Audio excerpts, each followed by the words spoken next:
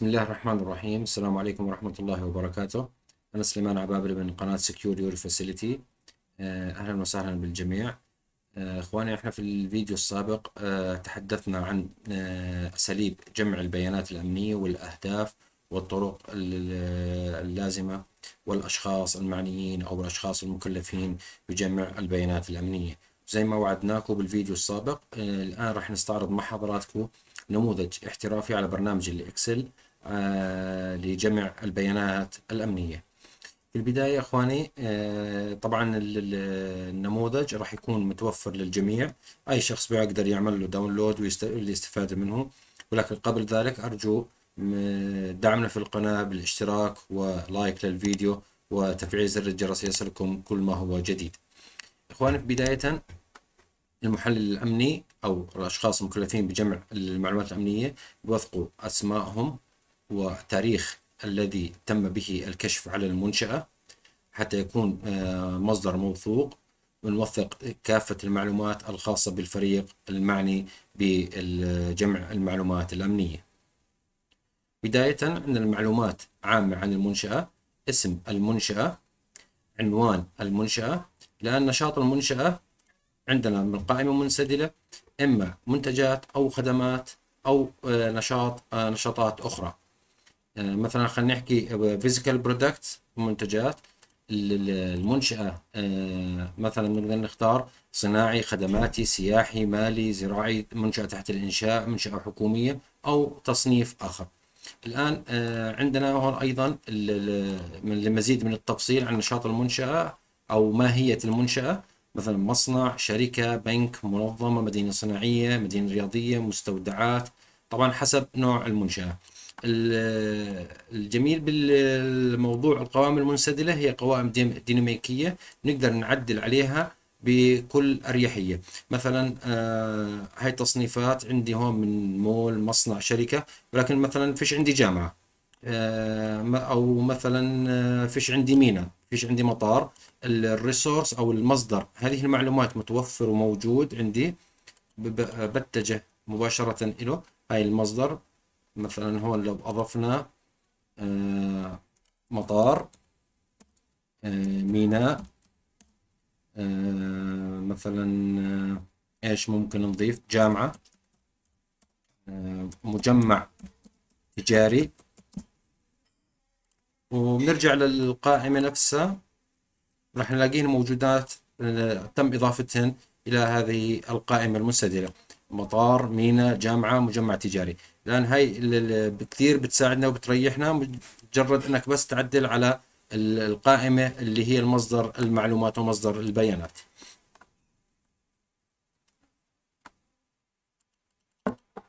بنحدد الجهة المالكة، هل هي جهة خاصة، حكومية، مشترك، مستثمر أجنبي. وجهة اتصال، وإحنا حكينا عن جهة الاتصال، هي مهمة جدا.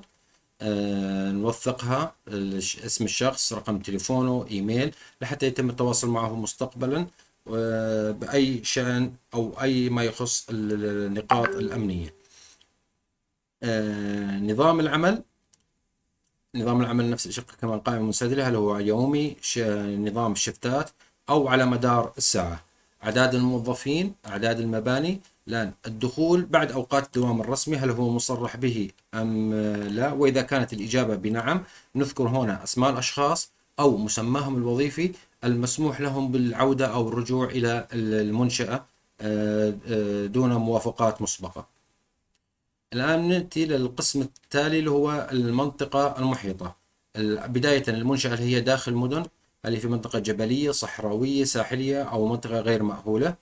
الطرق، حالة الطرق المحيطة بالمنشأة، هل هي مثلا معبدة، ترابية، أو حال أخرى. الإضاءة الأمنية الموجودة في محيط المنشأة من الخارج، هل جيدة، غير كافية، لا يوجد. أنت طبعا بناء على مشاهداتك بتحدد إيش هو وضع الإضاءة.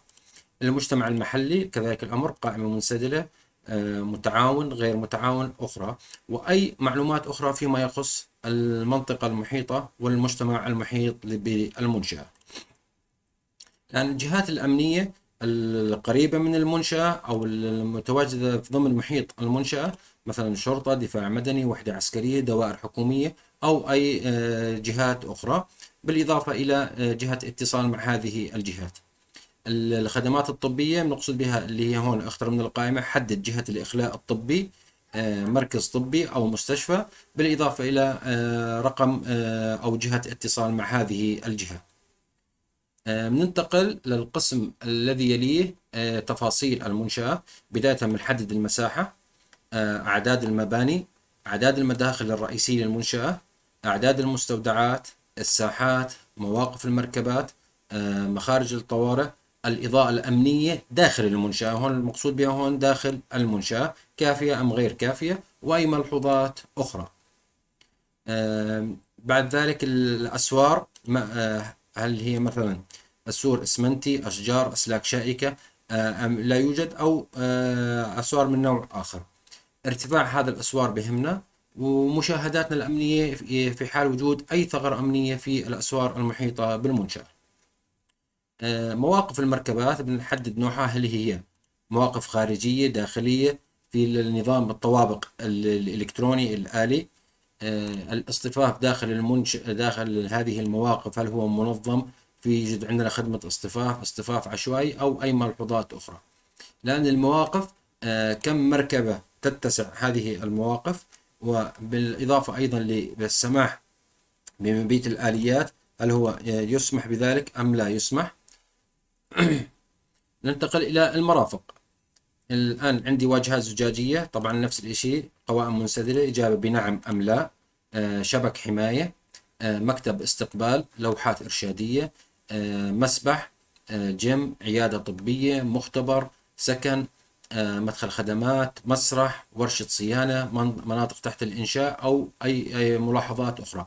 طبعا هذه المرافق يا أخوان لحد كبير من المنشآت تتشابه، مثلا الواجهات الزجاجية، شبك الحماية، مكاتب الاستقبال، لوحات الإرشادية المقصود بها سواء لوحات مرورية أو لوحات إرشادية داخل المنشأة، مثل خارطة أنت هنا، إشارة الإكزit التي تدل على مخارج الهروب، أو أي لوحات إرشادية أخرى. كثير من المنشآت تحتوي على مدخل خدمات أو ورشات صيانة، ولكن لما نحكي على مسبح، على جيم، على مثلا بنحكي ممكن نحكي عن فندق أو منتجع سياحي، مش موجودة، مش راح تكون هذه موجودة في المصنع. الآن احنا بالتالي حاولنا نشمل أكبر قدر ممكن من هذه المعلومات اللي يتم الإجابة عليها. مثلا كثير من المنشآت يوجد فيها مسرح أو قاعة مؤتمرات، يتم عقد ورشات عمل داخل هذه المنشآت لموظفينهم. بنيجي على قسم موظفين المنشأة، هل يوجد لديهم لباس موحد؟ إجابة بنعم أم لا. نظام باج، نعم أم لا. البصمة كذلك الأمر، وأي ملحوظات أخرى فيما يخص الموظفين. نأتي إلى موضوع الحراسة الأمنية. أولا بنحدد عدد نقاط الحراسة الأمنية، هل يوجد دوريات راجلة أو دوريات آلية، نعم أم لا. الآن مزود الخدمة الأمنية، هل هي جهة حكومية، هل هي جهة خاصة، أم هو أمن داخلي. الآن الخبرات لدى موظفين الأمن، هل هم متقاعد، مدني، هل هم حاصلين على دورات أمنية. نجاوب على هذه الأسئلة. الآن عدد الحراس، أعمارهم، وأي ملاحظات أخرى على الحراس. الأنظمة الدفاعية، طبعا بداية عدد كاميرات المراقبة، أنواعها في أكثر من نوع، زي ما حكينا سابقا، البي تي زد، نايت فيجن، كاميرات عادية مزودة بإنارة، أو أي أنواع أخرى. سعة تخزينها، هل يتم تخزين الريكورد الكاميرات لشهر، 3 أشهر، 6 أشهر، بنحددها وبنذكرها. الآن أماكن التوزيع هذه الكاميرات، سواء الكاميرات الداخلية أو الخارجية، هل هي مناسبة مع حجم المنشأة أم لا. إجراءات استخراج فيديو، طبعا هاي من الأمور الحساسة والسرية جدا، استخراج الفيديو، هل يتطلب ذلك موافقات مسبقة من أصحاب المنشأة أم لا. الآن كاميرات المراقبة، هل يوجد مراقب كاميرات أم لا، وأي ملحوظات أخرى فيما يخص كاميرات المراقبة. نظام الاتصالات المعمول به مع حراس الأمن، هل هو ما يتم من خلال الهاتف، نعم أم لا، أم أجهزة اتصال لاسلكي. ننتقل أيضا بالأنظمة الدفاعية. عندنا أكثر من نوع من الأنظمة الدفاعية، مثلا الرود بلوكر مثلا لا يوجد. الحالة بتاعت الرود بلوكر هي نل، لا شيء. ارم برير مثلا موجود، الحالة مفعل. الجارد تور سيستم مثلا نظام موجود ولكن مثلا غير اصلا ايضا غير مفعل. طبعا بنختار من القائمة. مثلا جهاز تفتيش أمتعة نقدر نقول مثلا غير موجود، نيجي هون مباشرة على القائمة نعطي نل، ومثل كشف متفجرات وكشف حركة أو أي أنظمة دفاعية أخرى نشوفها. بالإضافة هون طبعاً عندنا في إنذار السرقة، أو عفوا هون المفروض تكون إنذار حريق، بعتذر منكم. وأي ملحوظات أخرى فيما يخص الأنظمة الدفاعية. الآن ننتقل لموضوع القسم السلامة العامة. عندنا الإسعافات الأولية نفس الشيء، قائمة منسدلة. حريق آلي، خراطيم المياه، معدات السلامة العامة، طفايات نعم موجودة أنواعها. طبعا عندنا أكثر من نوع طفايات، عندنا السي 2 سي او 2، طفايات الماء، طفايات البولر، طفايات الرغوة. طبعا كل نوع من هذه الأنواع الطفايات له استخدام. نقاط تجمع، لوحات إرشادية تدل على نقاط التجمع. إجراء تمارين على الإخلاء أو على استخدام معدات الإطفاء للطفايات. توزيع المعدات، هل هو يكون مناسب أم غير مناسب. بالنسبة للسيطرة على المقاولين، هل يتم منحهم تصاريح للعمل داخل المنشأة ويحدد فيها أوقات عملهم، أيام محددة وساعات محددة. نظام البي ام اس هل هو موجود داخل هذه المنشأة أم غير موجود، طبعا حسب حجم المنشأة وطبيعة عملها. وأي ملحوظات أخرى فيما يخص السلامة العامة. الآن أخوانا بننتقل لقسم الخطط والإجراءات الأمنية. خطة العمل اليومي لا يجب أن يتم الاطلاع عليها وتحديد هل هي مفعلة غير مفعلة غير مناسبة، أو ممكن يكون ما في عندنا خطة عمل يومي. خطة إخلاء كذلك الأمر. خطة كوارث طبيعية، خطة مكافحة الحرائق. النماذج الأمنية، هل يتم استخدام نماذج أمنية، نماذج الدخول على الدخول للمنشأة، نماذج المفقودات، نموذج الانسيدنت ريبورت أو غيرها من النماذج الأمنية. خطة الطوارئ، خطة الفعاليات في حال أنه هذه المنشأة يقام فيها فعاليات مثل مؤتمرات، اجتماعات سنوية، اجتماعات رؤساء مجلس الإدارة، استقبال زوار في اي بي. هل هذه فعاليات يجب أن تكون لها إجراءات أمنية تختلف عن إجراءات العمل اليومي. هل يوجد لدينا خطة اتصالات داخل المنشأة. السيطرة على المفاتيح من المواضيع المهمة والأساسية في المنشأة، سواء مفاتيح عادية أم اللي هي البطاقات الأكسس كارد. الآن خطط الاستجابة كذلك الأمر. طبعا في فرق بين الاستجابة وبين الطوارئ. خطط الطوارئ المقصود بها الكونتنجنسي بلان، الاستجابة اللي هي خطط الإمرجنسي بلان، وفي فرق بين الكونتنجنسي والإمرجنسي. إجراءات الزوار، إجراءات التبليغ اللي هو بنحكي هون على الريبورتينج سيستم. طبعا كلها قوائم منسدلة، أنت ما عليك إلا تحدد ما هو الحالة لهذه الجزئية أو لهذا الخطة. وأي ملاحظات أخرى فيما يخص الخطط والإجراءات الأمنية المتبعة داخل المنشأة. الآن نأتي للحوادث السابقة. بنحدد نوع الحادث. طبعا في قائمة طويلة من الحوادث اللي ممكن تتعرض لها أي منشأة. طبعا هذه القوائم زي ما حكينا سابقا هي قابلة للتعديل، للإضافة أو للحذف. التكرار، حالات تكرار الحادث مرة مرتين أكثر من 3 مرات. طبعا هون التكرار المقصود به التكرار السنوي أو التكرار منذ افتتاح المنشأة. ومن هون التفاصيل عن الحادث، تاريخه وأثره على المنشأة.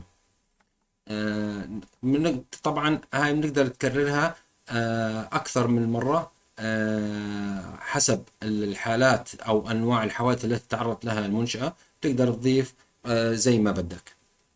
الآن ننتقل للجزء قبل الأخير، وهو احتياجات العملاء. طبعا احتياجات العملاء من الأمور الأساسية، وتلعب دور هام في ترتيب أولويات إدارة المخاطر.